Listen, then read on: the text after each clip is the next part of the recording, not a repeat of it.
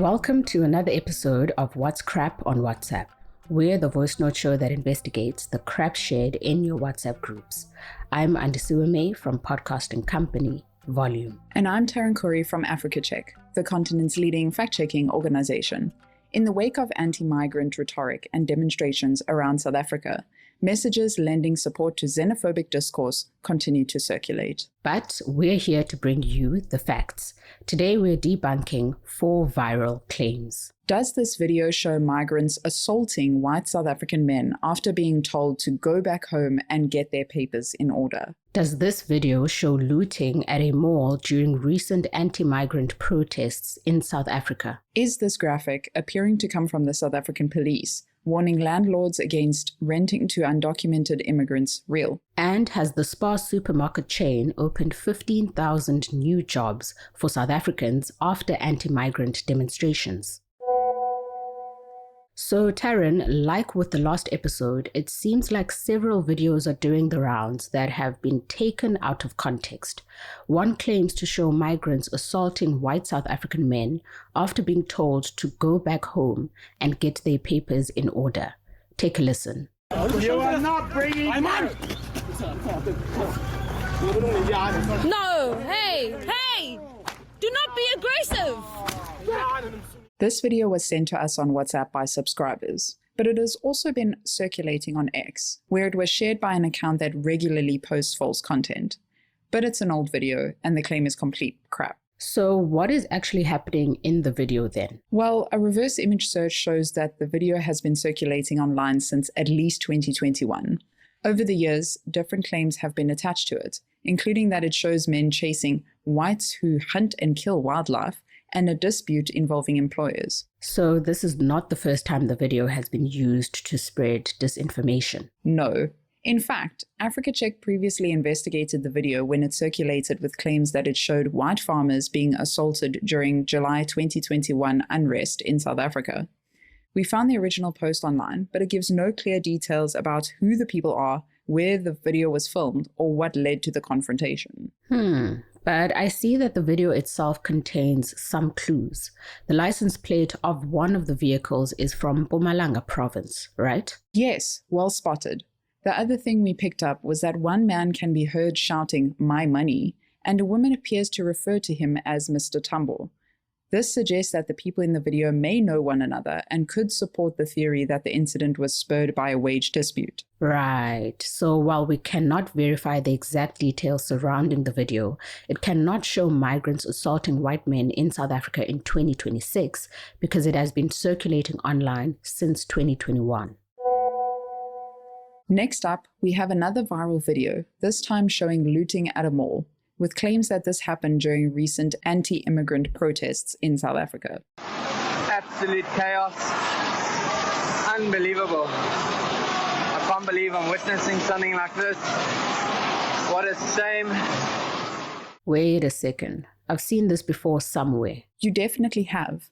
The video does show looting, but it isn't recent. It was filmed during the July 2021 unrest that followed former President Jacob Zuma's arrest. Oh yes, there was widespread looting and destruction in KwaZulu-Natal, causing damage worth millions of rands. That's right. And the video in question shows Durban's Watercrest Mall, which was one of the worst hit properties during the unrest.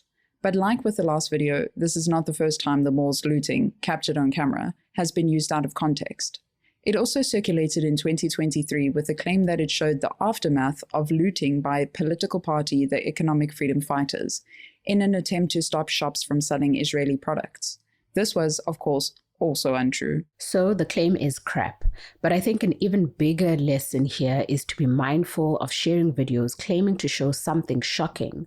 We've seen how these can be taken out of context and used to spread disinformation, sometimes over years.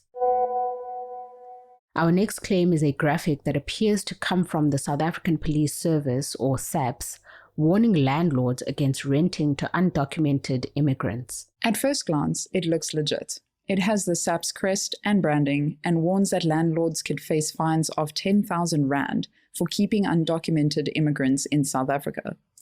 But a closer look reveals basic errors that raise questions about its authenticity. For example, it includes what appears to be a link to the SAPS website, but the official SAPS URL uses the .gov.za top-level domain reserved for South African government entities.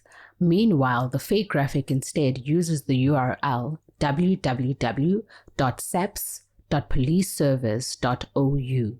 This is an impossible URL as no top-level domain ends in .ou. While police representatives have issued similar warnings, SAPS has said the public should not trust the fake graphics circulating on social media, as it is fraudulent and does not originate from them. Last on our list for today is the claim that after the recent anti-migrant protests, supermarket chain Spar went into a mass recruitment drive for locals in the country, announcing that 15,000 job openings are now waiting to be filled. We've seen a few claims like this in recent days. They seem to credit the protests for job creation, and in the context of South Africa's severe unemployment crisis, these posts have been spread far and wide. But is there any evidence to support them? So, the claim about jobs at Spar appears to originate with Nkosinathi Ndabandaba, a public figure with a large social media following who has featured prominently in the demonstrations and has become a key figure in the movement.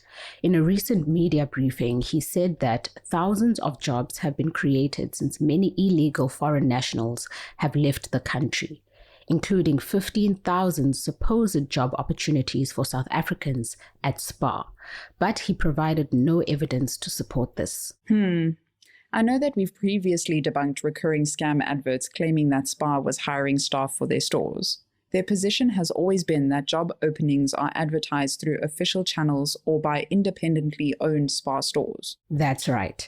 But to be sure, we checked and Spar's verified portals list less than 15 job openings, not 15,000.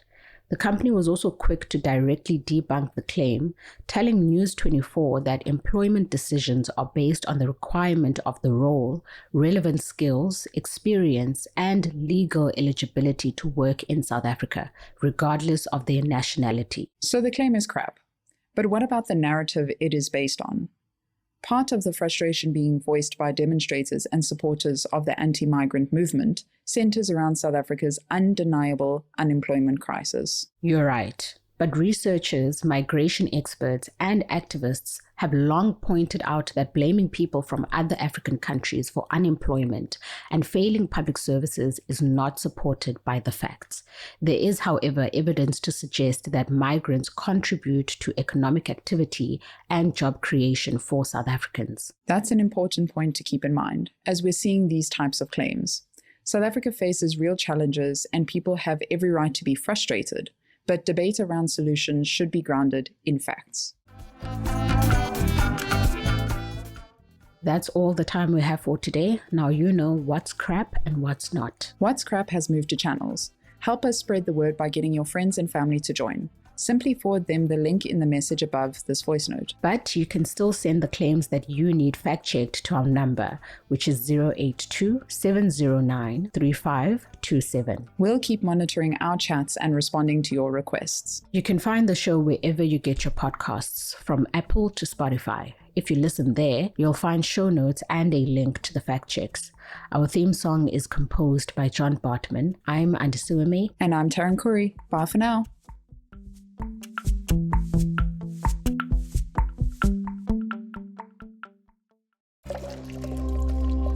Volume.